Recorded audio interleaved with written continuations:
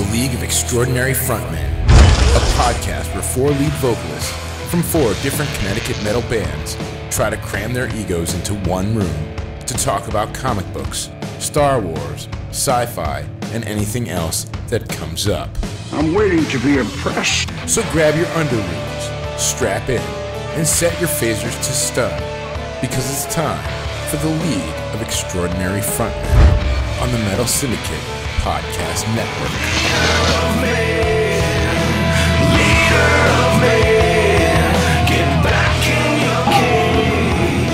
Sounds like we have some backing music today. Yes, we do. All right, we're on, Scotty. All right. Welcome. Hold on, let me just make sure we're recording here. All right, I see some waves. You're on. Welcome to the League of Extraordinary Frontmen, episode 88. Kevin James Frear, the Douche strikes back. This podcast was recorded on Sunday, September 10th, 2017. We are your hosts. Agrippa from Agrippa 93. Jeannie's husband from Crossing Rubicon. Just kidding, Scotty Anarchy. Awkward silence. Yeah. I'm Kevin James Frear, and I'm the Star Wars Jeopardy champion and the namesake of this episode. KJFrearDesigns.com.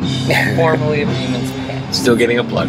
That almost been perfect with the music. That was like a great interlude. Yeah. AJ Pelletier, formerly of In the Red and Devil Inside, and Amplified Video Productions. Jeannie, Agrippa 93, Cross Rubicon. Yeah, that band too. Friend to all. We are missing the Frears tonight. Things happen. Michelle's not feeling well. So they have the night off. It's just the 4 of us. Quaint. Yeah. Quaint. It's only us and the people of Cherry Street. We are recording on location at Cherry Street, as you can hear the backing music. And so, you get kind of 2 shows going on at once. What do we have on the show today? This is episode 88. We do not have emails. There's no guest host, although maybe we'll have somebody later on. We're supposed to be coming in to do a little bit of a thing. All right, we'll work that out. We do have a host question, odd comic. We have some news. Weed news. Some show and tell and some shameless plugs. Why don't we go right into our host question? Who came? I'm assuming that Kevin came up with this one. Probably. I didn't do it. Who wants to read it? I'll do it. All right, nice and loud. Are movies, TV shows, and video games based on comic books successful gateways to being a comic book reader or collector? If so, then how? If not, what are the comic book companies doing wrong? Okay, how do we tackle this one?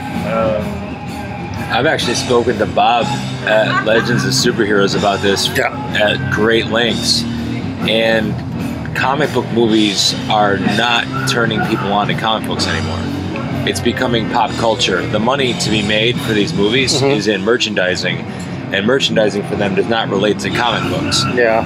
A lot of times, like when you're buying a Batman t-shirt at Target, DC Comics does not see much or any of that. Or if you're buying your Mattel action figures, or you're buying this is not necessarily something that's going back into the comic book industry.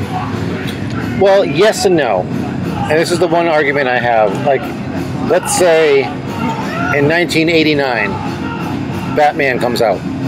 All right?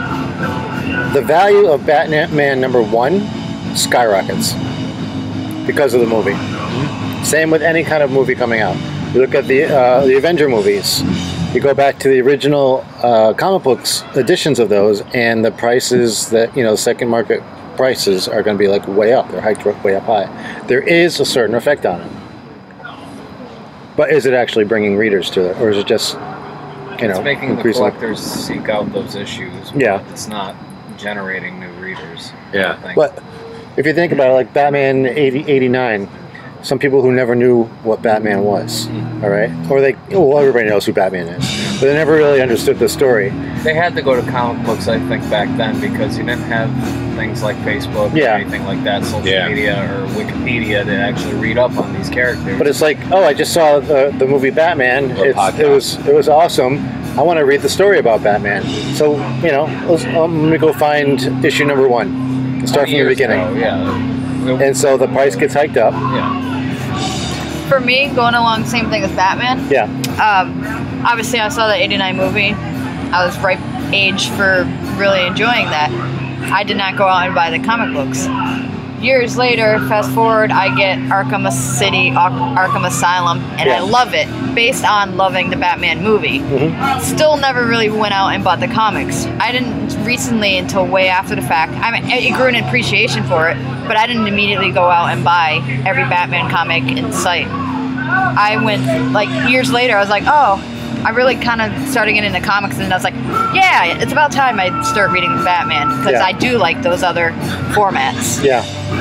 So I don't know how that really comes into play. In the long run, you came back to comic books, or came to comic books. I did, because I married a guy who had all of them. Kind of had no choice. Yeah, right? Well, it could go either way. You can either embrace it and go with it, or you could be like, fuck this guy. But the movie and the video game gave me appreciation for Batman. I didn't necessarily run out and I wish I could say that Batman the Animated Series did it for me, but it was before that. It was Super Friends, and I thought Super Friends was cool because of Christopher Reeve's Superman. That's how I got introduced to Batman, all the other stuff. And my dad's like, you do know that this was a comic book. So my father would come home from work and give me like a brown paper bag full of new comic books he would buy me. And I got to read, well, Justice League International was at the time, 86, 85, whatever. And then, so to me, when 89 Batman came out, I was like primed and ready for it. Like, oh my God, they're making a serious Batman movie. You know, it was like the center, you know, then the animated series came out, and I'm like, so much better than even the 89 movie. So I was already into the comic books through that. I think it kind of affects and helps boost some of like the more fringe comic books. Okay, for example, Walking Dead. Not a lot of people knew that that was based on a comic book. Unless you were a hardcore comic book reader. Unless you're a hardcore comic book reader. It's weird. I got that first before the show started. Before the show started.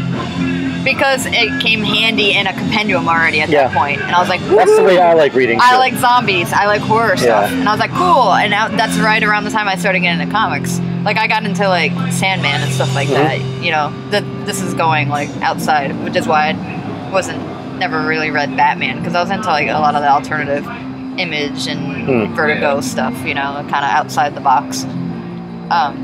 I lost my train of thought. Trades are gateways to comic books, though. Yeah. Because I got back into it through trades. Oh yeah, Walking Dead. That's where we were. I like that format better because it's all in one, and it's like I did. Kind of how I like seasons of TV shows. Yeah. Now. Oh, it's binge reading. I can't watch it every week. I just binge. Yeah, binge reading. Yeah. I did like the trades, and eventually I got to the point where I kind of read every single trade that I possibly was interested in. All right, I'm kind of done with trades, but there's this new storyline that's coming out, and I really don't want to wait for the trade. Yeah. So I started getting like the folder, and I started getting obsessed with my folder. It became a different mindset where back when you had a trade, I get to sit there and binge read. Right. When you get a folder, and by the way, if you're into comic books, get a folder. Tell your comic book store to put a folder together so you get your issues every week, whatever. But I started getting this folder, and my folder went from being like $15 when I started to being like $70 a week. Wow. It was insane. And yet at the same time I couldn't wait. Right. And god damn it, I would get home that Wednesday. You have enough comics to hold you over for the next batch. No, I'm just not sleeping that Wednesday. But it was like, and then like you kind of it gets a little disturbing because sometimes issues cross over and they do. This is an ad for buying comic books, mind you. But like eventually, after like 2 or 3 issues of every storyline you're following, you start to kind of put it all together, like where everyone's going, especially if you're reading intertwining stuff where they're doing like crossovers and stuff like that. But like it became like my thing, like that folder was like the most, like that was like God to me. Yeah. And that it kind of surpassed, like trades kind of became secondary for me because I was like right in there. You know what I mean? So like that's where the trade thing was great. Eventually you want to be in the now, what's going on currently. And there's always something big going on in DC or Marvel. Yeah. It's always something. The comic book world is really overwhelming because there's so much out there. There's so many different comics, so many different artists, so many different storylines. It's kind of like I still don't TV even know now. where to start. I went in to see Bob, and I'm like, Bob, I'm really bad at this. We started that, the Dark Days and the Batman line that's going out now. Yeah. You can even go back and check out all the Rebirth stuff that's been coming out. Yeah. It's still early enough. I mean, they're like 20 issues, almost 30 issues. I was like, Bob, I have to admit, I don't know where do you start. He's like, well, you came to the right person. He's like, I can certainly steer you in directions. It's like, I've always read trades, you know, like it was all there for me. When Start I started, at 1. I was lucky. I got it. I saw a commercial for the Blackest Night storyline, and I'm like, you know, this sounds really interesting. It's zombies and superheroes. I'm curious, and I go in there, and they're like, well, you're in luck. Issue 8 came out today. I'm like, what about issue 1 through 7? Oh, we got all those. They've been reprinting this because it's killing it right now. And I'm like, I bought all first 8 issues, and then there was like tie-in issues from like 60 different lines that all tied into this. So every day I was going to the store and buying 3 more issues to kind of get myself. Within like 3 weeks, I had almost 200 comic books from this one storyline. And I was like, I tried to lift the box the other day when we moved. And I was like, this is my startup point. He's like, and from that point on, oh, that's our Blackest Night. I was like, oh, it is, huh? Getting into a heaviest box. I got a hernia. That's what it's called. The heaviest box. Finding out what the next big storyline is or the next big story arc. Hey, when's this coming out? Well, this is coming out in September. It's now July. Do I need anything to get into this? And hey, sign me up for with the main books of this and every issue that ties in. Yeah. Crisis is when they do like Marvel Civil War was the same way. Yeah. You know, give me that, and then that's a good springboard to kind of get past that. It's so vast. It's kind of how I feel when people talk about like Game of Thrones and stuff like that, or anything fantasy book series. I'm like, I get like anxiety thinking about how much that is. Like how many shows that I want to watch, measured to like how much 8 time seasons. I actually have to watch stuff. I never in my lifetime will I be able to watch everything that's on my queue. Yeah. I don't have the fucking time. If I finish a series, I'm like, yes, move on to something else. Just praying to get mono or something. Yeah. You're like, I'll watch everything. Here's another thing with going with like single issues TVs again. are stereo now, so you don't have to worry about it. Another thing going like single issues again versus like trades. When you're buying them as they come, and they're like stories. Well, like if you get like, say we have a story arc. Let's just make this up. Say it's Crisis Gargantua or whatever. And you're reading issue 1 of Crisis Gargantua, 2 of issue Gargantua, and while you're collecting the other tie-ins at the same time, issue 3 of Crisis Gargantua is going to tie into the Spider-Man issue 3 of Crisis Gargantua. When you get the trades, kind of like the Marvel movies. Yeah, well, when you get the trade paperbacks, Yeah, I was like, how do we reel this back in? you got a mosquito right there. Oh no! Found the practical effects for him. Disney Marvel movies.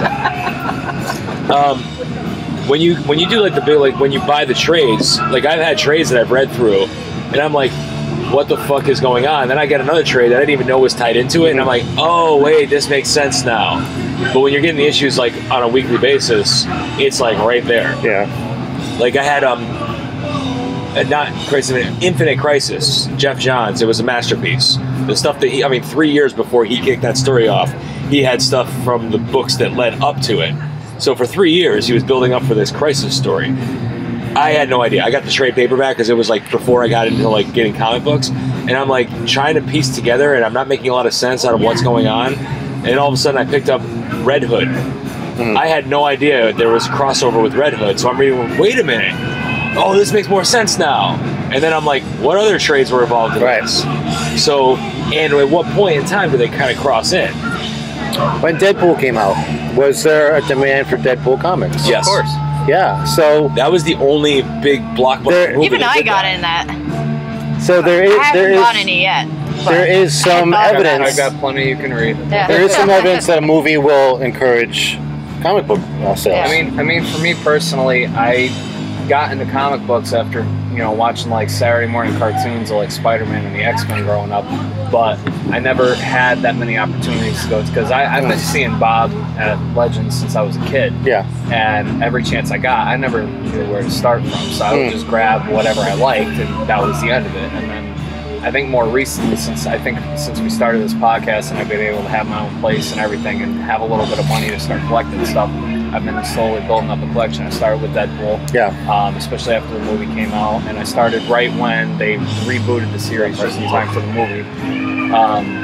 So I've been starting off fresh from there, and they've had so many different spin-off series of other versions of it. It's like, no, I'm just going to stick with this one. Yeah. I think there must have been like 5 or 6 different versions of Deadpool that were out at the time.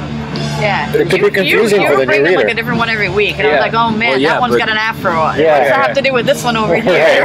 Here's the point. Well, that was With the just the barcode. cover, but Like, I don't- that was the one storyline that I was sticking to. But every issue had a different cover because you can collect different covers for it because they have variations or whatever. And I was like, oh, that's cool. You know what I mean? But like stuff like that was cool. But I think going back to the host question though, where it like transcends into comic books a little bit, I think that's where the TV shows and the video games get it better than some movies. I mean, like, I'm thinking right like now, source material. yeah. Or, Well, I think just in general they get it right better in the TV shows and the video games with the source material better than certain movies. Yeah. I mean, like right now, We can spend the time. yeah. I mean, like right now you can.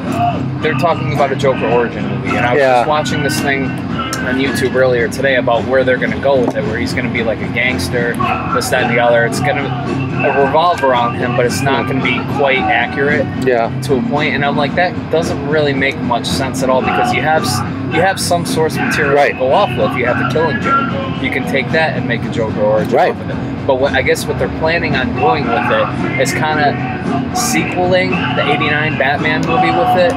Like kind of giving the Joker more of an origin from the '89 movie. I'm like, that movie came out almost 20 years ago. DC does not have their shit together. Yeah, they don't, and you're confusing, the new generation of kids out there with apps, and even this is a even us. clusterfuck. Yeah, it is a complete clusterfuck, and that's where, and I can argue with Scott about this all day about like that's where Marvel is succeeding with the movies because they go with the source material. They know how to water it down. Even if they meander a little bit, like all their mediums are connected. Yeah. You know, even if it meanders a little bit off from the comic book, all the movies are cohesive. I mean, Batman versus Superman, as much shit as it got, it was still a decent movie for what it was. I bought the extended edition just to get the full length of it, and I see what they did there with the Dark Knight Returns, the Death of Superman, and all those other things. But they did cram way too much into 3 hours. Absolutely, where they could have just wanted to. I'm not jumpstart the Justice League. Yeah. It's like you guys have time to do this. Yeah. Look, I'm not saying the DC movies are perfect. They're far from. They're far from.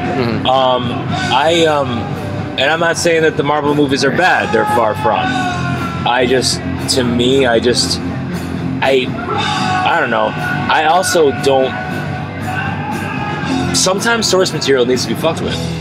I mean, let's be honest with you. I agree. Because it not always translates onto film. Yes, I will argue all day long that I think Tim Burton's Batman was a horrible Batman movie, but it was a great movie. Yeah.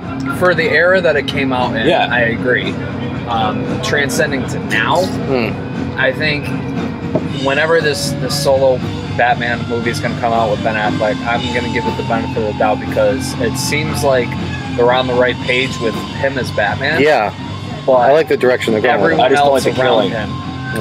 I agree. That's everyone not right. around him, though, I think is getting a little off from the source material. Yeah. So, well, we got actually we're doing like we're talking like quality of the movies too. I think like Christopher Nolan's Batman universe, I think was the perfect translation to a live-action movie. It was grounded in reality. It made it more realistic to believe that something like that can actually happen in the real world. Yeah, and what they had to do was they kind of had to tweak source material to make it work. Yeah. We're not here to spin off 1,000 different sequels that are going to just be shit. Right. We're going to tell a beginning, middle, and end. Exactly. Came in, told a story, and that was it. And I was cool. Like, there were some licenses that they had to do. And I will say this, for a director who actually was kind of like kicked into the Batman universe that didn't really know where he was going, there's a lot of stuff that he did that I felt made better sense than a lot of the stuff we saw in the comic books. And to me, Christopher Nolan's Batman did kind of like, if I was kind of like weaning a little bit, like, comics, whatever, I got this going on, whatever, it kind of got me back interested again. So, I mean, but like, like I said, Batman vs. Superman, I think the problem was there was so much going on. It was way too much going on. Yeah. The way you took two major big storylines and tried to combine it into one movie. They could have milked it for a couple movies, if not 3. There's even a theory. And it would have been cohesive. There's even a theory about that movie from the same video that I was watching about this whole Joker origin thing, that Batman versus Superman is supposedly Tim Burton's Batman 20 years down the road when he's somewhat retired, like hanging up the cape or whatever. Well, that makes perfect sense because I just said, great movie, horrible comic book movie. But the thing is, there shouldn't have to be a theory about. Yeah. You know, it should be in plain sight in the medium that we're watching it in. Exactly. We shouldn't have to be guessing at it. I mean, I'm saying this, you know, being a Star Wars fan, where you need all the fucking background shit to understand the stuff.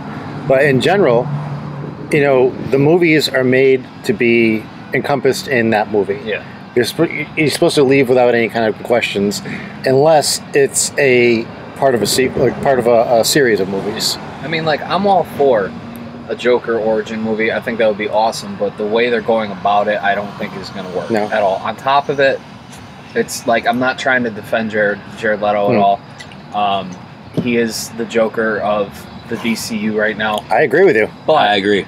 Getting a different Joker is totally the wrong move. It's a big mistake. It's a big mistake. And all the other spin-offs that they're working on right now, the Gotham City Sirens, you know, Suicide Squad, it kind of was a flop, but it gave us more. It was entertaining. It was entertaining for what it was. I agree, but you know, who's gonna watch the guy? You know, other than Margot Robbie playing Harley Quinn, nobody's gonna know who the fuck the Gotham City Sirens are. Here's another thing too, in defense of Jared Leto with the character, I think changing your actor, like you picked your actor, and your actor was dealing with a shitty script, with shitty dialogue and zero character development. And not only that, he barely had any screen time. And then in these other two movies that are coming out, he's supposed to be in Suicide Squad 2. He's supposed to be in this Gotham City Sirens, and he's just going to be another supporting actor. It's like, you got to give this guy. This is like your starting pitcher giving up a run in the first inning, and you pull him and go right to the bullpen.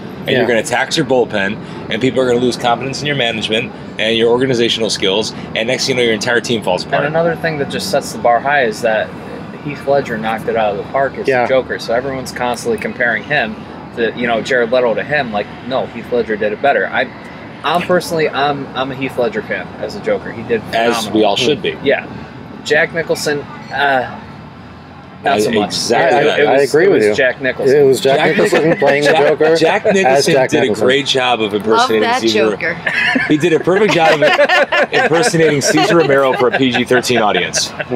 So I don't hate Jack Nicholson's Joker. I get it. It was entertaining, but you know, Heath Ledger was more the psychopath that you would read in the comic books. Heath Ledger, as an actor, reinvented the character. Exactly. Yeah. And I actually think that Leto is tried to do that. I don't think Leto has been given the proper tools to do that with. I really worth screen time. His look is not helping either. I'm sorry. The tattoos and the grill, it's not. Whether it is or not, in my opinion, they need to stick with that. Yeah, they got to stick with that. Because that's like, what if they fucking like? Okay, let's switch to Star Wars. What if they like? I actually like that. What if like Episode 8 they decided to go with a different actor for Rey? I will punch everything. Or Kylo Ren. Exactly. He's the villain. Kylo Ren. Exactly. We're gonna go with a different actor for this. Hey, there are some people in that movie. They can do that only when he wears a mask the whole time. There are some people. All right, Margot Robbie got a good script in that movie. Heath Ledger did not. As far as the look goes, sorry, you're right, Jared Leto. Sorry. It's like what Heath Ledger got a perfect script for this movie. Well, no, take a step back for a second too with the Heath Ledger thing. Let's give credit where credit's due. Heath Ledger took a step back and says, I need to redevelop this character and make it fit. Well, he locked himself in a hotel room for like a month or 2 months and just developed the character and went completely insane. Jared Leto tried that, but we also got a very watered-down Joker in this movie. I understand there's a lot that was cut out, too. There's a lot that was cut out, but even forget the cut-out thing. You're going right into we're introducing this universe as it's like, we're not getting origin stories. We are going into like 1950s Batman and superhero mentality. We are going into the comic code era, and you're trying to start your origins there. It's like this is like characters for like 3-year-olds, but yet they're still trying to make darker movies, so it doesn't translate well. As much as people shit on Suicide Squad, I think they handled the origin stories of the characters perfectly. It was brief. Boom, dossier. Yeah. Boom, dossier. Done. Exactly. That was the origin great. story is done. That was great. It's fucking fantastic. It was. I just think it was more about Will Smith and Margot Robbie. But, Yeah, I mean, it was a Will Smith movie. Exactly. And so much so that they actually copied that in the last Transformers movie, which I thought was pretty clever. I was like, that is actually pretty. I actually like that. There was stuff about that I liked. You don't waste a whole fucking movie figuring out who these people are. It's boom right there. Okay. I think Heath Ledger tried to make, or not Heath. I keep doing that. I think Jared Leto tried to make a disturbing Joker with a very undisturbing Joker script. I mean, it was so watered down, and there was some stuff that he did that was pretty cool. But I'm like, I just felt like I wasn't getting the full Leto. I was. If you really let him go psychotic, I would like to see a movie of the Joker and Harley in that club, and like a story revolving around that club. You know what I'm talking about? The scene in that was probably the best scene that they had the entire movie. If you like a whole story, like a gangster movie. Yeah. You know, as the heads of the gang. Well, now you're going to see that with an origin movie. But with a different fucking actor. I want to see my Joker without Harley Quinn for a little while. Well, that's what you're going to get from this origin movie. It's just going to be somebody else being the Joker. And I'm not taking anything away from Harley Quinn as a character. I love Harley Quinn as a character. Yeah. I think it just doesn't strengthen your Joker. I said it's Batman and Robin instead of just Batman. I think like switching up to like just like TV though, like personally, I think you have more time with TV shows because you have seasons and stuff to be able to go through the source material and be able to get it right. You can take your time with it. Exactly. Like Daredevil. They did a fantastic job with that, you know? And then they came out with Defenders, which was absolutely amazing. Yeah. And it's like all these TV shows that took time to deal with the origin stories met in a show, Defenders, where you knew their background, and it was a fucking great story. You didn't have to, go with all the origin stuff. It was already done for you. I mean, like, I've never read a Superman comic in my life. I've never been a real fan, but I've got to say, like, I've been rewatching Smallville lately on Hulu. Oh, that's a great show. Yeah. I loved that show in the early 2000s, and it was really well written. It was really well written. Definitely still holds up to this day. Almost 16 years later. Like it came out at like the perfect time too. Like 9/11 just happened. Like people needed a hero, and then all of a sudden Smallville came out. And they didn't give you the Superman and the cape until it was needed. Huge character development. You could do whatever you want, but they also threw in those Easter eggs from the comic books and stuff like Brainiac and absolutely, and like all these other things. I think Cyborg even made an appearance, didn't he? I think so. I know not as Cyborg, but Oliver Queen did. But that was later on in the show, and you had the Flash, but it was a very watered down. And even fucking Aquaman. That was like, you had the opportunity. That hurt. That hurt just a little bit. And the running was so bad too. Sorry, I'm not a special effects guy. Yeah, the CGI back then compared to now was like, Actually, I hate to say this, but I really loved Lois and Clark. Sorry, I thought it was really well done. The guy that played Lex Luthor in that show was brilliant. That out. Honestly, I really like Michael. You made me watch that recently. Me too. Yeah. I loved Michael Rose. Oh, you fell asleep 5 minutes in. No, the guy that played Lex Luthor and Lois and Clark was really good, and Dean Cain is probably the only other live action Superman, which I'm not discrediting Smallville. Totally different, But Dean Cain, I think, did a really good job of finding a way to make Clark Kent, Superman, two different people. I still liked both characters. And I actually liked the fact that they actually made the storytelling really, really well, that I didn't need to see Superman all the time. But when I did, it was kind of like, oh my God, we got Superman. Oh, yeah, that's right. It's a Superman show. It was a really well-written show. Don't smoke cigarettes. That's good. Wow, look at that. Sorry. No, that's cool. Sorry. So it was I literally say Dean Cain is the only other live action Superman I've ever accepted after Christopher Reeves passed away. Side note, like we're saying, like TV show, it still counts. Yeah. Still got the DC tag on it. Another side note here, I'd really, really like to see Tom Welling do a guest spot in Supergirl, even though it's probably never going to happen. But Dean Cain did. I didn't stick with Supergirl. I think I watched the first 4 episodes. I need to go back and watch. It gets better. Yeah, I know it does. Dean Cain is on Supergirl. No way. Yeah. Kevin Smith has been directing episodes. Kara's foster father. Oh, that's just awesome. Yeah. And what's her name from Lois and Clark? She played Lois Lane. Oh, Terry Hatcher. Hatcher, she's in it too. No, that's cool. They always do that with Superman. I always get a kick out of that. Very first Superman, movie, the Christopher Reeves movie, the character of Jimmy Olsen and Lois Lane played Lois Lane's parents on the train scene. And yeah, the guy that played Jimmy Olsen played bartender in Superman Returns. It still counts. But they always do that with Superman. They bring back and they, you know. Well, let's not forget the great Christopher Reeve was in Smallville. Yes. Yeah. I know that. Yep. Absolutely. But yeah, we're getting off of this question. Sorry. Any last words on the subject before we close out? No, I mean, I guess the movies just need to be good. The movies. That's why Deadpool is the only one that generated people to come back to comic We books. can't really say a blanket statement either or, because there are exceptions to the rule. Deadpool is an exception to the rule. And Batman the Animated Series, exception if to you the have rule. if you have hits like good TV shows and video games that will, you know, attract a younger audience to say, hey, like, I want to know where that came from. You know, that would be awesome. But unfortunately today, like, it's things like the internet and social media, Wikipedia, where kids will be like, oh, hey, I want to know more about that character. Let me just pull out my phone. Oh, hey, that's hurting the comic book industry. Unfortunately, that's It just how it hurts is. everything. Yeah. Where you could just damn download it kids, illegally. get off my lawn. Yeah. All right, we're going to take a short break and come back with Odd Comics. Okay, we got ourselves an Odd Comic here. Odd comic. Thank you, AJ. Nice, nice. It's funny. Kicking up the game. It's almost like we don't miss Kevin at all. Well, if it wasn't for Kevin, we wouldn't have this Odd Comic. True. So, thank you, Kevin.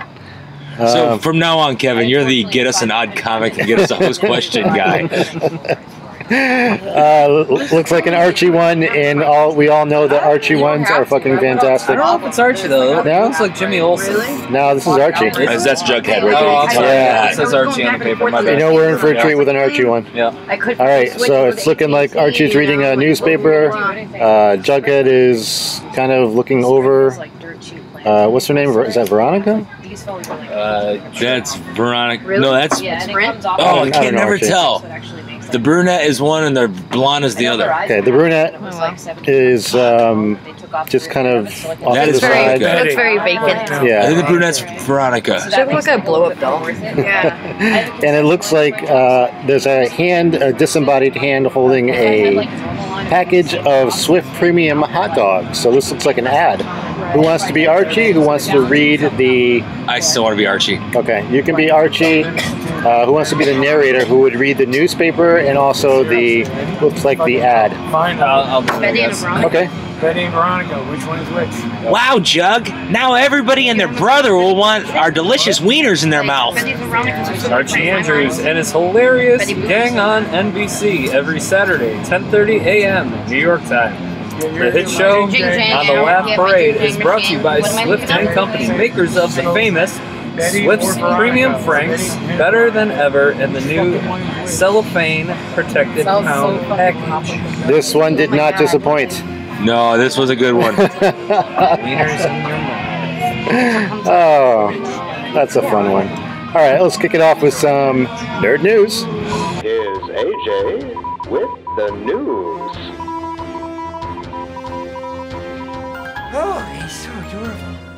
It's like We got our waiting music. Yeah, right. Say no vision right now. Yeah. Oh, it is. Oh, that's right. Yeah. She looks like Veronica. What's up? All right.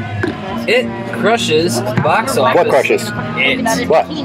Is. I've been having this conversation all day today. Stephen King's Oh, reboot of It. Have you seen it? Yes, I have not seen it yet. It's but it. well, I did see this movie. I saw this movie. I haven't seen it yet. Oh, I'm so dying to see I'll let you it. finish the story and then I'll talk a little bit. Crushes box office expectations for record-breaking 117 million opening weekend. And I can't scroll because my fucking phone froze. No! Awesome. All right. Well, that's what happens when you have something full of ads. Never underestimate the ability of a clown to scare up an audience. The new adaptation of Stephen King's It is blowing past all expectations. Betty's the blonde. Opening Veronica's weekend the at the fucking box brunette. office. Thank you.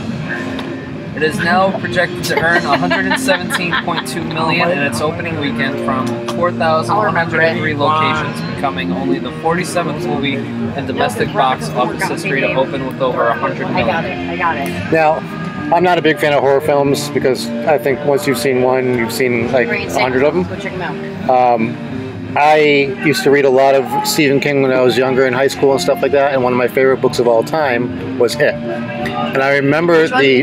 What's your favorite book? You know it. You know it. What is it? It's it. What is it? What is it? But they did come out with a mini series. I think it was maybe in the 80s. Yes. With it was actually early 90s. With John Boy. Mm-hmm. From what's that show called? How about Tim Curry? With Tim Curry. Yep. I'm prostrating myself. It was okay. It was, it wasn't exactly like the book, but it kind of, you got the idea of it. But Tim Curry was fucking brilliant. Yeah, Tim Curry was great. The clown in the latest update of It is fucking freaky as shit. I can't wait to see this movie. I don't know how to say this without spoiling anything. If you hate clowns, don't see it. If you hate clowns, it's not one for you. It did deviate from the story a bit, and the whole time that I'm watching it, I'm like, because if you've read the book, in the book it goes from like as they're adults to as they're kids. It bounces back and forth throughout the entire book. This movie was all the kids, no adults. Like it wasn't them as the adults. So like the whole spoiler alert, because the end of the movie is part one. All right, you just said it. Well, yeah, you already kind of gave it to us. I mean, come on. Well, the whole movie, I'm like thinking, there's a whole aspect of the movie that they're missing. I'm like, it would be such an awesome movie if they had gone back and forth, like in the book. So that was on my mind the entire movie until the end. I was like, oh. Did you float too? I did not float. Although I did have to pee like toward the end, so my eyeballs. Do you want to hear something really fucked up? I had a friend of mine that went to go see, or a acquaintance of mine that went to go see this movie. Yeah. And she said that a guy comes into the theater dressed as a clown. Oh fuck. And sits there the entire movie, and then all of a sudden, at one point, releases an inflated red balloon. Oh. And it was like, are you fucking... And I'm thinking to myself, yeah, you know what, fuck that security, because I was not allowed in with a lightsaber at the last Star Wars movie. But really? Could you imagine that? And that was a Connecticut theater, by the way. Especially with all the shit that happened with clowns, like, within the last year. Oh, yeah, all right, I got a theory about that. How soon we forget. I got a theory about that clown thing, because you know what they just dropped the info on? What? We had this big clown spotting, but you noticed that whole thing, you try to find real... solid news about it. Wait for it. Okay, here we go. Wait for it. They're showing YouTube videos, and there's talk about it. Like people are talking about it mostly all online and stuff like that. Mm-hmm. And all of a sudden, they just dropped the information that they're releasing a new movie. It's a documentary about the clown sightings, and the people that did the documentary have never been seen since. Yes, I'm calling it right now. We got Blair Witch 2 based on the clown thing. I think this whole thing's a fucking setup. The best promoted indie small film of all time. That would be. Yeah. I think if that was used as a promotion for this movie, clowns, it'd be fantastic. I think it's about this little indie film they got coming out. Think about this: nobody was hurt, nobody was killed, a couple people were chased. There's nothing but a bunch of internet YouTube videos. Right. All of a sudden, now they're saying this crew of independent filmmakers went to investigate this, and they've never been seen before. We found the footage. Party clowns are now illegal. Party clowns. I do have to say, because of this movie, there has been some backlash from, I don't know, like Clowns Association of America, whatever the fuck they are. Oh, God. Where were they in the 80s? Send in the clowns. Or 90s. Right. They're saying that's the name of a Colt song. they're saying that this movie is detrimental to careers of clowns. I'm sorry, go ahead. 2017, man. They're saying that this movie, It, is detrimental to the careers of clowns. Like, it didn't take this movie to have people terrified of clowns. People have always been terrified of clowns. Can we just go back and sue the movie Rockstar for making all lead singers look retarded?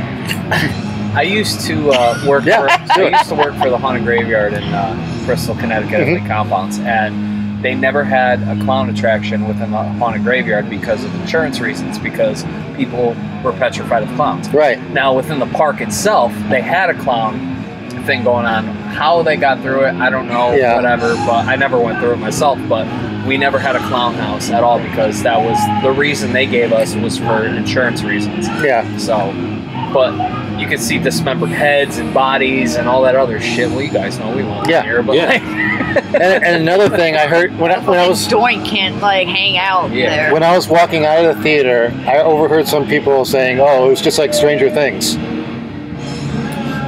I'm like, this came out like this. The book came out way before Stranger Things ever happened.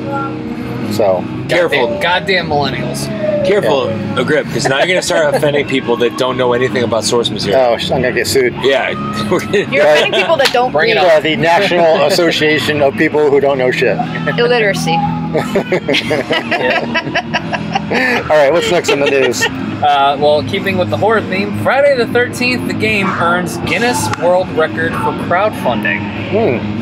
After an overwhelming amount of support from the horror flick fanatics, Friday the 13th, the game has earned a spot in the Guinness World Records for 2018 due to its profound crowdfunding success. That's crazy. Throw some numbers out there. As soon as it loads, with money pouring in through both Kickstarter and BackerKit, never even heard of that. Another popular crowdfunding outlet, Guinness World Records 2018 Gamers Edition lists Friday the 13th the game as, wow, that was a typo right here, Moss, not Most. Oh, Moss. Yes. Most crowdfunded video game based on a movie, raising several $1 million for the project. It definitely makes sense that such an iconic series would be able to accomplish such a feat. So the game cannot suck now. It has no excuse to suck. Oh, it still sucks. It has no excuse. It's got some good points to it. Yeah. Well, though, you got to admit, the last time we were playing this game, or I was watching you play this game, we came up with some really awesome concepts with a Friday the 13th or Elm Street game. And think about this. You're playing a Nightmare on Elm Street game. Every dream you build up more strength, whatever, to fight Freddy and the big whatever. You have to keep surviving the dreams. That's kind of like your level. You don't defeat the level, you just have to survive the dream. Well, the problem with all that is that Friday the 13th is owned by what franchise movie company? Was it Paramount? Was it? No, they're all under the same company now. Well, New Line is owned by New Line owns A Nightmare on Elm Street. This was the big issue with the crossover with Freddy vs. Jason, because there were two different movie franchises. Columbia gave it up. Okay, all right. Yeah, Columbia, they were like, you know what, take it. We don't want this anymore. Well, so it might happen down the road. You never know, because people have been talking about that they want to see a Freddy vs. Jason within the game. But yeah, think about it. You get to the point where you're like, you could defeat Freddy, and all of a sudden you realize that you've unlocked Jason. I'm sure with the success of this game, we're probably going to see more. Please, I can do the script of this thing. What they're doing right now with the game is they just released a trailer the other day that teases the fourth one, Jason or Friday the 13th, fourth or whatever, where they first introduced Tommy Jarvis as a kid into the house. So they teased a new map, which was in the Jarvis household, and then they teased the Jason from that movie right at the end of it. Plus, they're also offering DLC packages for the counselors within the game. You can get the swimsuit edition, which they're all in bathing. It was absolutely hilarious because the Chad character in it. Are they in like 80s bathing suits? Oh yeah, okay. Oh yeah, totally retro. Like this dude, like the trailer had me dying laughing because they're all on the beach like partying in front of a campfire, and then you see Chad come out in a fucking Speedo, and you're like, oh god. And then all of a sudden, he's like flexing and everything. They're offering dance moves for DLC now, so you could like dance during the game or whatever. So he's like dancing around. He looks over. All of a sudden, he's like, oh, and then like he gets a spear thrown through his head. By the way, as he should. Side note: if you go to a certain amount, we're gonna actually have a version of the game where Kane Hodder is gonna actually do the voice of Jason. They just started putting in the game. That's fucking hilarious. They just started putting in the game Pamela tapes, which are very rare to find within each game. Like they're randomly placed throughout the maps, and if you find one, you have to escape, or else you lose the tape. So, but there's like, I don't know, 20 different tapes you can collect, and it's every single one is Pamela being interviewed after Jason was murdered. Oh, I thought it was like the Pamela Anderson sex tape. No. I got so my mind just went. That would be a different experience. There. I joke, like, Pamela Voorhees, the mother of Jason. Yeah. My joke was the Silent Bob action figure with the button that you press to make him talk, and it doesn't talk. It's right up there. So the game is still going. It's got a lot of good potential. I want to get more video content. I'm trying to get some of my friends from the Connecticut metal scene to play. it's just hard working around their schedules and stuff. I'm trying to get the guys from Fear the Masses to join Use your in. PlayStation on this, or is it only Xbox? They only have certain servers for every console, so if you have the PC version, you can only play on the server with PC gamers. The same thing with PS4 and Xbox. So Man, I knew I should have put in that code for the Xbox on the Taco Bell box. I would have won a free one and played AJ. Yeah. Well, if you're interested in playing Friday the 13th and you have an Xbox One, definitely hit me up. I'm not going to give out my user code, but just email us and I might give it to you. So I've had some weird people hit me up on Xbox One. Yeah. This is what I hate about Xbox Live. It should be set up like Facebook, where if someone sends you a friend request, you can either accept or deny it. No, people can literally just add you automatically. And I was getting weird messages from people I don't even fucking know, and I had to block them. I'm like, what the fuck is this? Like, I'm watching Netflix and I get friend requests and messages from people I've never met before. So Creepy. yeah. Hey, how's it going? How old are you, dude? Hey, double inside. Yeah, like wanna fuck? Yeah, right. Like some creepy 50-year-old guy. Like, hey, how old are you, little boy? Like, no, sorry. That's just freaky enough. But moving on. And, Sorry, I'll stop, AJ. Yeah, please do. I didn't know it bothered you that much. So I'll stop. Thought it'd be funny. I've got a 12-inch dog. The guy that can't watch the Little League World Series without his pants down by his ankles. Gets excited when boys' pants are half off. All right, next. Oh, God, all right. Colton Hayes teases an Arrow Season 6 return. If you don't know who Colton Hayes is, he played Roy Harper in the Arrow TV show, and he was fucking awesome as Roy Harper. Colton Hayes took to Twitter saying Roy's coming back very soon with a little emoji saying, woo!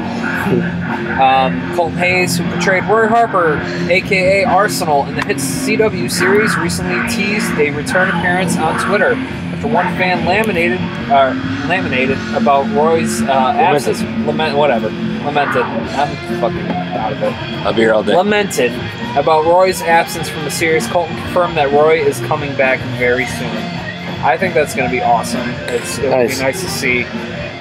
I'm way behind on Arrow. He wasn't going by Speedy in the series because his sister was, which really threw me off a little bit from the source material because that was her nickname when they were growing was up. the female character. But she did take on the role as Speedy when Roy Harper left, so she was Speedy. But the show's still good for what it is. The last season was actually really good.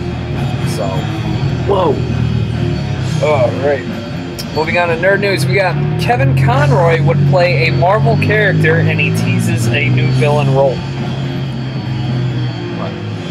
Yeah, no, I didn't have that. I think Kevin did. Are you kidding me? No.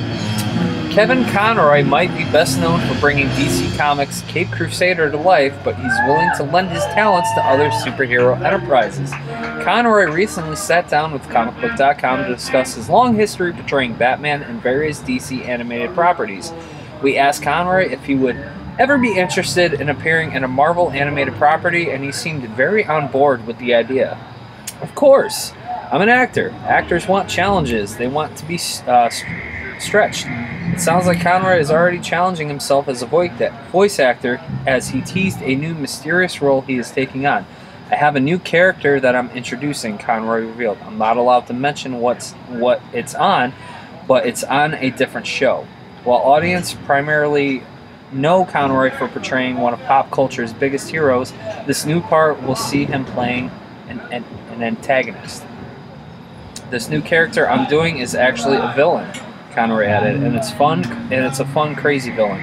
It's on another show, so I'm not allowed to tell you who it is, but it's a fun character, and I love doing it. So whatever he's up to, I'll definitely check it out, because it's fucking Kevin Conroy. He's the new Groot. Nice. Sam Jones says new Flash Gordon movie is still in development. Is anybody excited about this? I don't know. I don't know how I feel about that. Like, are they going to make it campy? Are they going to make it serious? You know what? I'm not going to judge until I see it. I'm ecstatic. I mean, I'm interested. Come on. I mean, I always say whenever it talks about people like fucking with like source material and stuff like that, it's Flash Gordon. Yeah. It's fantasy. It's campy. It can be. I'll be honest with you. I watched it again recently because I love the original. I love the 80s me too. movie. I fucking love it. It's fucking brilliant. The colors, I mean, you got to admit, although Sam Jones, I mean, he's no Laurence Olivier, but at the same time, what's his name that played the Hawkman? Yeah. Dive. Yeah. Gordon's alive. I mean, come on, the dialogue. It was such a brilliant movie. Yeah. And the scene where they stuck their hands in the rock thing, that was fantastic. Yeah. Like, that was good. Flying blind on a rocket cycle, baby. Yeah. You know what? All right, the TV series they did for BBC, that was lame as fuck. I don't even remember. Sorry. It was because they made it too serious. Like, just, I don't know. You know what it's going to be? They're going to release this movie, or is it a TV series or a movie? It's going to be a movie. They're going to release this movie. It's going to be campy as shit. People are all going to hate it. I'm going to love it. I'm going to fight with everybody on it, and I'm going to be right. Well, this is what Sam Jones had to say about it. Okay. Do you want to first we had to hear what Scotty Anarchy had to say. Now we can hear Sam Jones. Well, Sam Jones says, it's common knowledge that Fox Studios, it's been there for, I think, going on 3 years in development. Usually, that's a term in the movie business when they use in development. It means they don't really have the money, but we're talking about Fox. I hope it happens. They brought in John Davis as a senior producer. I talked with him a couple of months ago, and it's still in development.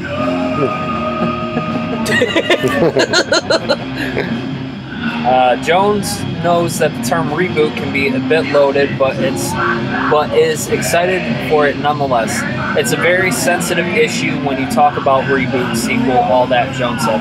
I know it's a little hush-hush, but I did meet with them about it, so I'm excited one way or another. I would love to be a part of it. We'll see. It would be nice if maybe they took like Guardians of the Galaxy route with it. Oh, that's exactly where this has to be. Yeah. Like, this can be campy and corny. Yeah. And silly, like Guardians of the Galaxy. Yeah, absolutely. Yes. All right, bring I'm on Joss board now. Whedon I'm in for this excited. one. It would work. That's so fucking awesome. Yes, please. So give us that. Getting on to some sad news that I'm assuming Kevin put in here because I didn't put this in here. This one took me by surprise. Lucius Fox creator Len Wein has died. Len Wein. Also, not just Lucius Fox, he also created Wolverine and Swamp Thing, and was part of the creator, worked with Alan Moore on Watchmen. This guy's Oh yeah, that guy. This guy's done it all. I mean, also worked heavily on Kingdom Come. Like, we lost Darwin Cook last year, and we lost Len Wein this year. Fuck. Well, it doesn't say how. Let's see. Open heart bypass surgery. Oh, was it? Didn't make it. Didn't say it in here.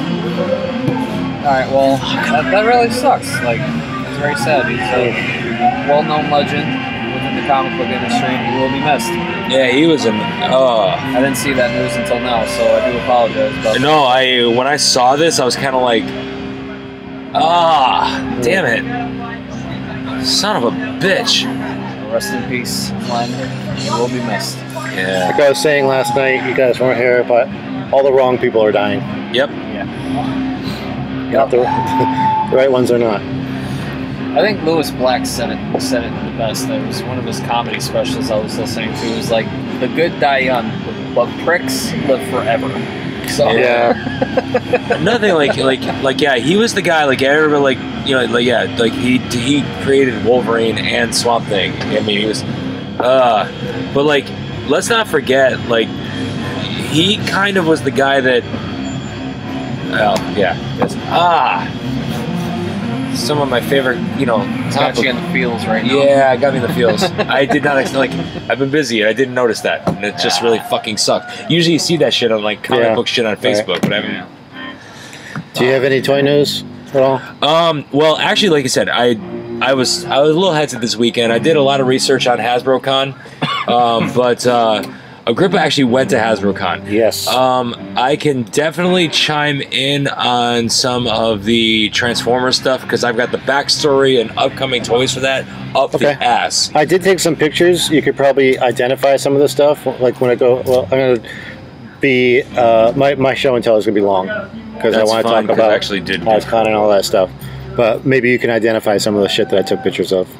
Yes. I just saw Transformers, click. Scotty would like this. Transformers, click. So, all right, let's take a break. Well, September 30th, Cross Rubicon is going to be doing Scotty Anarchy's birthday bash at Bleachers Bar in Bristol with Falling Further, Diabolus, Demon Chauffeur. Demon Chauffeur, Devil Inside. Yeah, so that's it for now.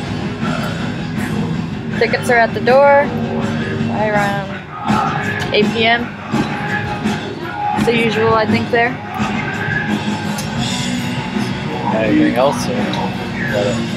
Anything else? So from yeah, we Rubicon got some camp? stuff in the works for October, November, but we don't have them completely solid yet. Yeah, I got a lot of stuff. For Oh wait, October. what's the fest? Oh yeah, the fest that.